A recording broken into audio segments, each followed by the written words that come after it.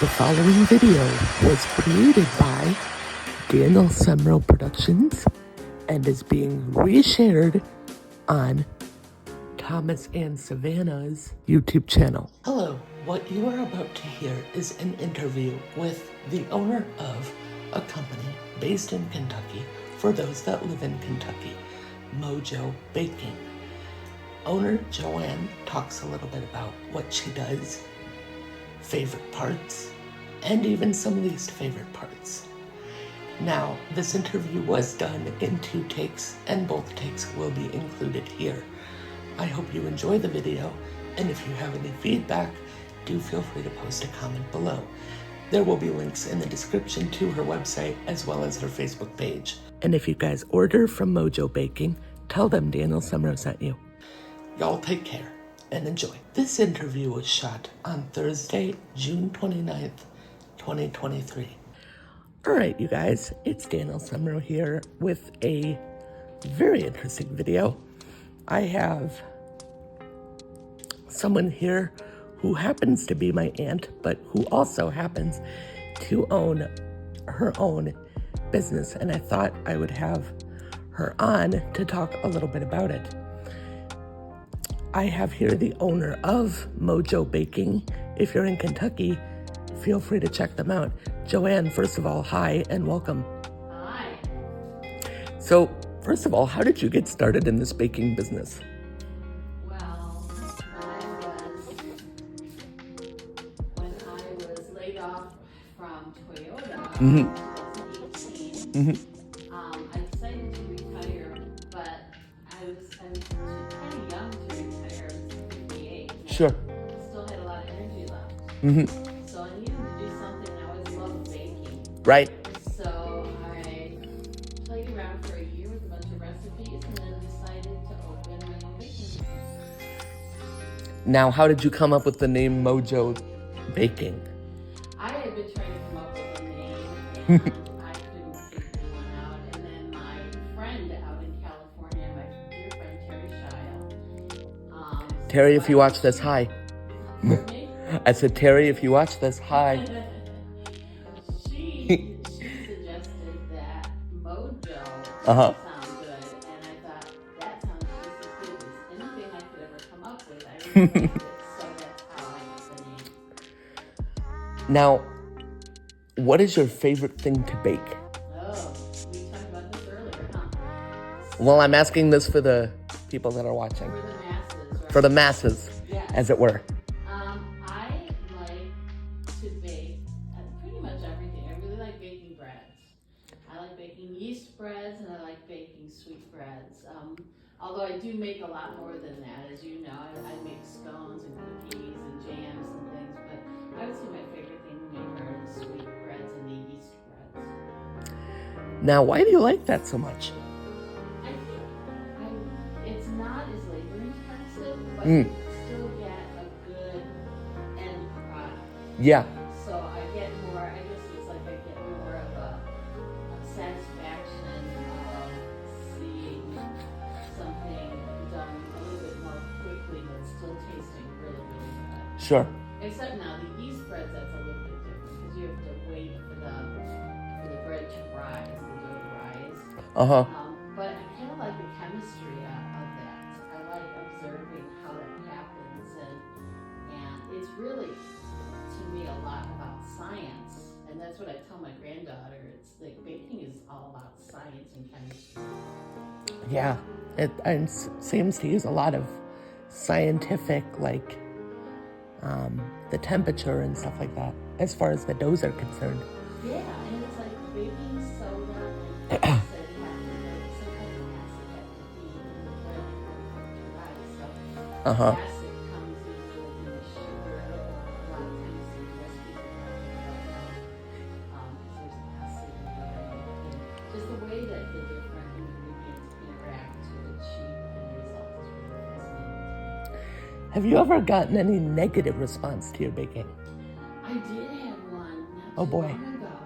Well, only one time, and it was sort of a mistake. And what happened was I got an email from someone that I sold some scones to at one of the Uh-huh. And so I sold her a box of scones. I think they're chocolate chip scones, which is my best-selling scone. Ah, And you can probably thank me for that. You're she welcome. asked me how I could possibly sell these scones that had a made-on date that was like 3 weeks before the date she bought. Yep.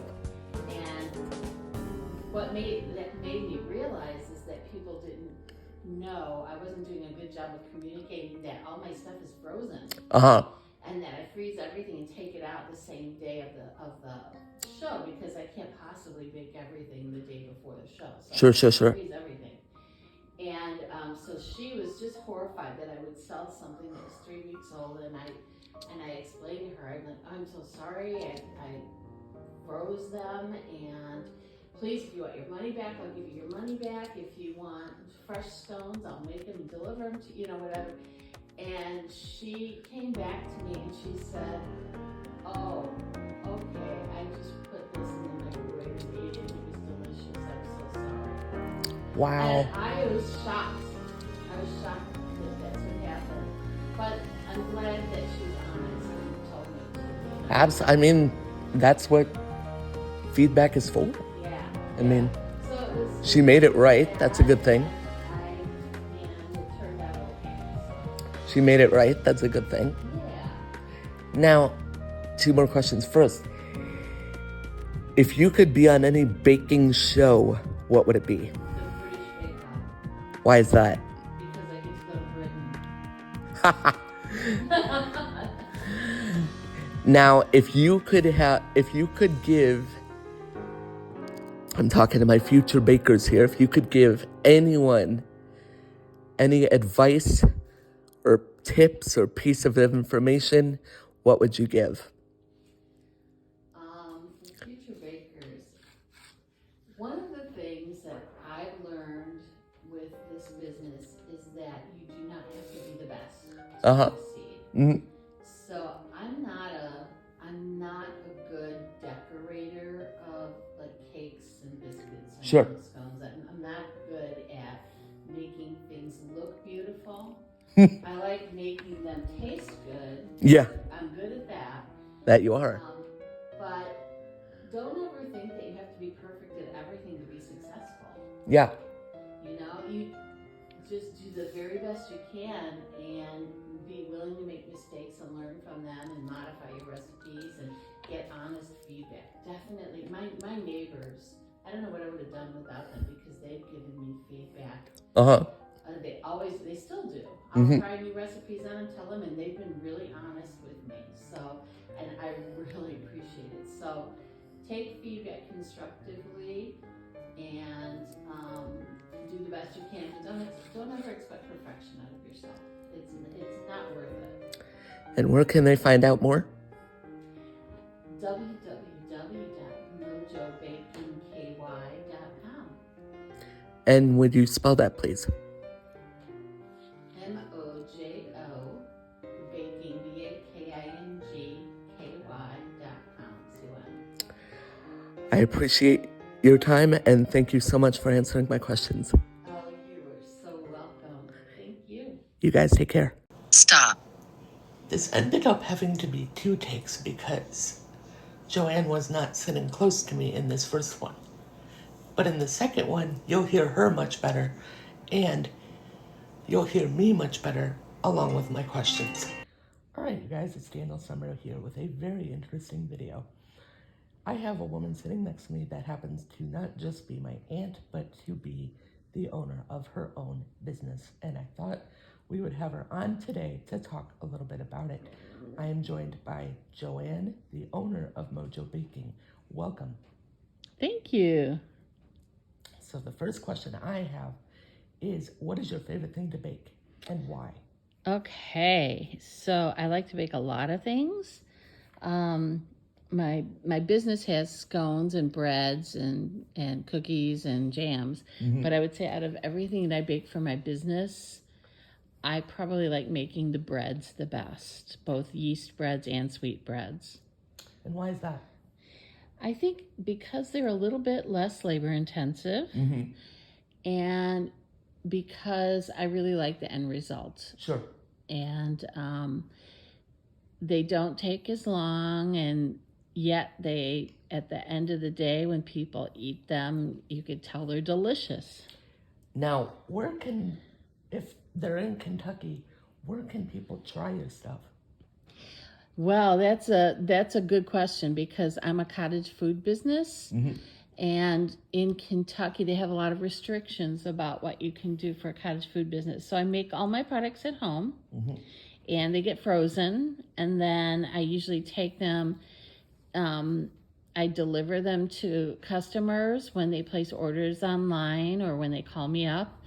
I often go to craft fairs, especially during the colder months. Yeah. And I'll sell my stuff there so people can go there. But mainly my regular customers just call me up and tell me what they want, and I usually deliver within a day or two. Now, what type of feedback do you get from your customers? In general, it's pretty positive. They especially like the lemon blueberry bread. I had somebody told me that was life-changing, and I take no credit for that. I got the recipe from a friend of mine in California, my friend Lisa Yergatien. It's an Armenian recipe, and it's just delicious. That's amazing. And then the other thing that people really like lately has been the orange cranberry bread and my sourdough bread. Sourdough bread is a big seller too. That's a high praise to live up to. I know. Life-changing. I know. I love that one. That made me feel so good. My goodness. Have you ever gotten any negative responses? Yes, I did not too long ago. I had a woman call me. No, I'm sorry. She emailed me, and she told me that she was pretty much horrified that the date on the bottom of the box was 3 weeks before I sold it to her, and she couldn't understand why I would sell something, a bread product. They were scones. How could I sell her something that was 3 weeks old? And it made me realize that I had not done a good job of telling people that I freeze my stuff. And so I told her, oh, please, it's, you can eat it. It's been in a freezer. So she emailed me back a few minutes later and said, well, never mind. I just put it in the microwave and ate it, and it was delicious.